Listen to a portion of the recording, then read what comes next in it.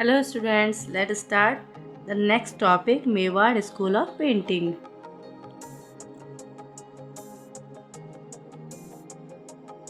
Mewar is conjectured to be a significant early center of the painting in Rajasthan, from where hypothetically one would have been able to formalize a continuous stylistic tradition of painting from pre-17th century bold indigenous style to be subsequent refined and finer style post Karan Singh's contact with the Mughals. However, long wars with the Mughals have wiped out most early examples. So here we will talk about the Mewar School of Painting, जिसके बारे में हमें बताया गया है it was the significant centre of painting in Rajasthan में इसका centre था, जहाँ से हाइपोथेटिकली अगर हम बात करते हैं तो उसमें कॉन्टीन्यूसली इन स्टाइल दिया गया है after than pre-17th century bold okay indigenous style है यानी देशी स्टाइल भी इसमें रखा गया है. After then you can see here the final style post Karan Singh contact with Mughals. तो करण सिंह के जितने भी कॉन्टैक्ट्स विद मुगल्स रहे हैं. How ever long wars and Mughals, जैसे भी अगर आप हम देखेंगे यहाँ पर तो मुगल्स के जितनी भी पेंटिंग बनी है आफ्टर द लॉन्ग वार, तो यहाँ पे कुछ अर्ली एग्जाम्पल्स भी देखने को मिलेंगे. Therefore, the emergence of the Mewar school is widely associated with an early dated set of Ragamala paintings. तो मेवाड़ स्कूल में सबसे ज़्यादा अगर हम देखेंगे तो किसके सेट हमको देखने को मिलेंगे, रागमाला पेंटिंग्स के, painted in Chawand in 1605 by an artist. एक आर्टिस्ट ने बनाया था जिसका नाम था निसारदीन. ठीक है, इस सेट में एक कॉलोफन पेज है जिसका मैंने बताया था. कॉलोफन पेज किसको बोलते हैं, the last page where all the details are there. तो वहाँ पे जितनी भी डिटेल्स होंगी just like who was the artist and which was the era century. ठीक है, किसने बनाया था, पैट्रॉन कौन से थे, तो दैट वाज अ कॉलोफन पेज. ठीक है, तो कॉलोफन पेज में अगर हम देखेंगे that was reveals the above vital information, जो सारी इन्फॉर्मेशन हमको देता है.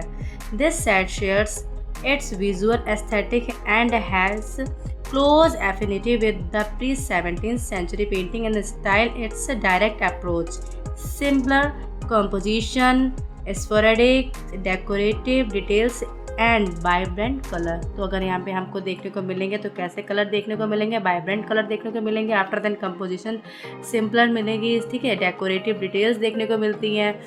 The rain of Jagat Singh I 1628 to 1652 is recognized as the period when pictorial aesthetic got reformulated under the virtuoso artists Sahabdin and Manohar.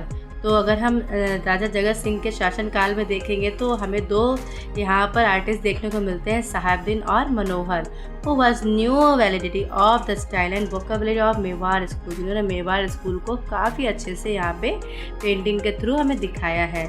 Sahibdin painted the Ragamala. Sahibdin ने किसको बनाया है, paint किया है, रागमाला को किया है. कब किया है, 1628 में किया है. रसिक प्रिया बनाया है किसने, साहबदीन ने. भागवत पुराण बनाया है कब, 1648 में. एंड द युद्ध कांड ऑफ रामायण 1652 में किसने बनाया है, साहबदीन ने. Here I am going to show you one picture. Yes, युद्ध कांड ऑफ रामायण बाय साहबदीन. अभी ये मेवाड़ 1652 में जो बनाई गई थी. Right now it is in India office library London में है. तो यहाँ पे अगर आप देखेंगे it was a great painting bye Sahibdin. A folio which is discussed here, Manohar's most significant work is that Balakanda of Ramayana. जो मनोहर थे यहाँ पर, तो उनका जो सबसे अच्छा वर्क अगर हम देखने को मिलेगा that was the Balakanda of Ramayana 1649 में. Another exceptionally gifted artist Jagannath painted the Bihari Satsai in 1719, which remains a unique contribution of the Mewar school. Bihari सस्ते इन्होंने लिखे हैं. तो बिहारी सस्ते कब लिखा है उन्होंने, कब पेंट किया है, 1719 में. जगन्नाथ किया है, बालकांड ऑफ रामायण किया है 1649 में. तो ये उनके यूनिक कंट्रीब्यूशन में आते हैं. Other texts like Harivamsa and Sursagar was also illustrated in the last quarter of the 17th century. 17th century के last quarter में हमें क्या मिलेगा, हरिवंशा और सूरसागर भी देखने को मिलती हैं. Attributed to the indigenous style artist Sahabdin, युद्ध कांड of the Book of Battle is a chapter in the Ramayana sets of painting. Ramayana के जो सेट्स ऑफ पेंटिंग है उसमें एक चैप्टर है Yuddha Kanda of the book of battle. Okay, after then you can see painting popularly refer to as the Jagat Singh Ramayan dated 1652. Sahabdin herein has crafted a novel pictorial device that the oblique aerial perspective to impact credibility to the ambitious scale that war pictures encompass. Deploying various narrative techniques, he either layers several episodes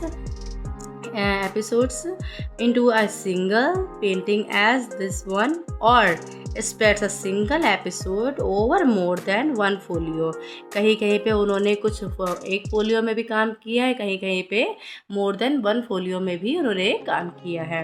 तो अगर आप देखेंगे तो उन्होंने कुछ sets भी बनाए हैं. ठीक है. This painting portraits Indrajit and devious tactics of use of magic weapons in war. तो ये जो पेंटिंग है ना, इसको कैसे यूज़ किया है, use of magic weapon in war में क्या किया, एज अ मैजिक वेपन इनको यूज़ किया है. विच वाज द पेंटिंग अगर आप देखेंगे मनोहर की और साहबदीन की, तो इनकी पेंटिंग तो काफ़ी अच्छी रही हैं. इसमें अगर आप देखेंगे मैजिक वेपन भी इनको कह सकते हैं. ठीक है. Painting in the 18th century increasingly slithered away from textual representations to the courtly activities and pastime of the royals. Mewar artists generally prefer a bright color palette with prominent reds and yellow. जितने भी Mewar painters थे वो जितने भी colour को use करते थे वो ब्राइट कलर यूज़ करते थे. ठीक है. जैसे कि बेसिकली उसमें सबसे ज़्यादा कौन सा कलर यूज़ करते थे, रेड एंड येलो को यूज़ करते थे वो. Nathdwara a town close to Udaipur a prominent Vaishnava centre. जो नाथ द्वारा था वो एक्चुअली उसको वैष्णव सेंटर भी कह सकते हैं. Also emerge as a school painting in the late 17th century. Large backdrops called pichhwai were painted on the cloth for the deity Shrinath ji हम कृष्ण जी को भी कह सकते हैं. here you can see the picture of. ठीक है, श्रीनाथ जी. तो यहाँ पर ये पिछवाई कपड़े पर जो पेंटिंग बनी है. ठीक है.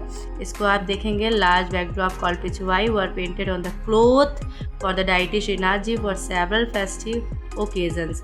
Mewar painting in the 18th century increasingly became a secular and courtly in ambience. Not only an increasing fascination for portraiture emerged, but outsized and flamboyant court scene, hunting expedition, festivals, जनना activities, sports, etc.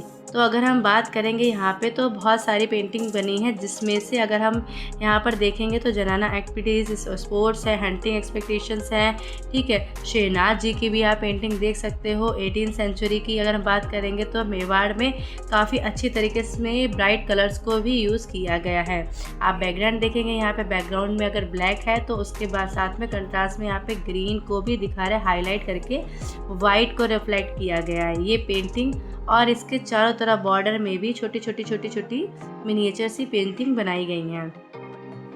A folio depicts Maharana Jagat Singh second 1734 to 1752 touring the countryside while on his way hawking. The countryscape perceived in an oblique view with the horizon raised as a tangent in the comparison to the foreground and enables to the artist to visualize a panoramic view of limit vision. ठीक है. तो अगर हम यहाँ बात करेंगे तो limitless vision है. कुछ कोई लिमिट नहीं थी, उनके देखने का जो तरीका था दैट वाज रियली ऑसम। तो वो बनाते थे, कुछ ब्राइट कलर को यूज़ करते थे। वैष्णव सेंटर था, वैष्णव सेंटर में सबसे ज़्यादा बात करेंगे तो यहाँ पे कृष्ण जी से रिलेटेड बनी है, ठीक है। अभी मैं आपको ये जो पिक्चर दिखा रही हूँ श्रीनाथ जी की, तो ये पिक्चर है, अभी हम इसको बनाएंगे। शरद पूर्णिमा को सेलिब्रेट करते हुए ये पिक्चर बनाई गई है नाथ द्वारा में। कब बनाई गई? 1800 में बनाई गई है। अभी ये पिक्चर कहाँ है? नेशनल म्यूजियम न्यू दिल्ली में है ये भी picture. Okay, let's discuss the next topic in the next video.